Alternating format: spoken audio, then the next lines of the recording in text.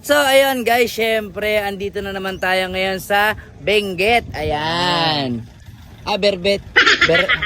Barebet pala. Tuloy ko na mga Benguet pala. Ayan.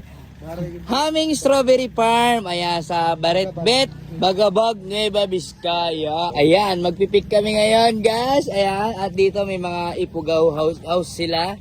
Si Ate Tinay. Ate Tinay! Ang sexy naman. Ayan, magkakape ka, Titinay. Samahan nyo kami, pipitas kami ng ano guys. Ng strawberry. Ang liliit pa, mami maliliit pa, yun o. Patingin? Maliliit pa. Malaki naman ah. Maliit.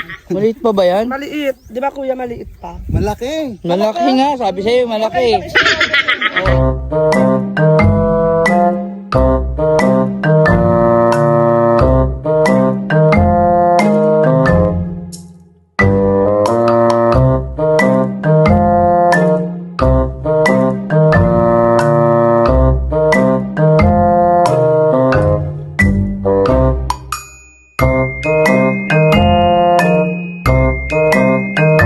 Tamis, ang tamis.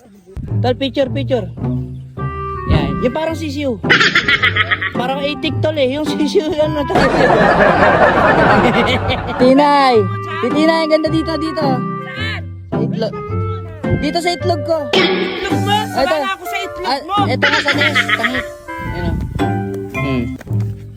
Uy, palaki na. Dito, tigandahan. Go! Ay! Picture, bilis!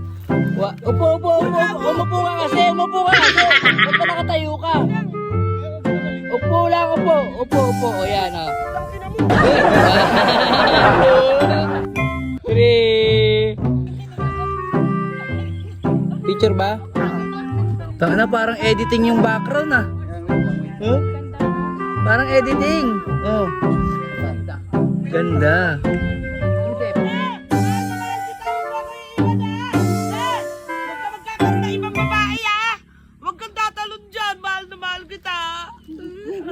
Fuck you! Ay! Andito lang ako ah! Sino yan? Andito lang ako! Sinaniban na naman si Ate Tinay.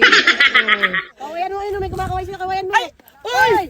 Ate Tinay, sabi nila pag nasa bundok ka raw, isigaw mo yung mga gusto mong mangyari sa buhay mo. Go! May echo yan ha, dandan, isa-isa lang. Mahal na mahal kita! Ta! Wag ka mang bababae, Benedict! Dik!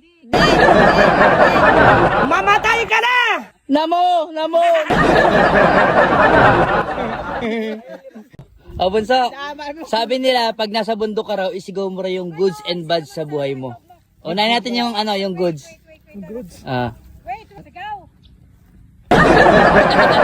Tinatawag ko kayong lahat.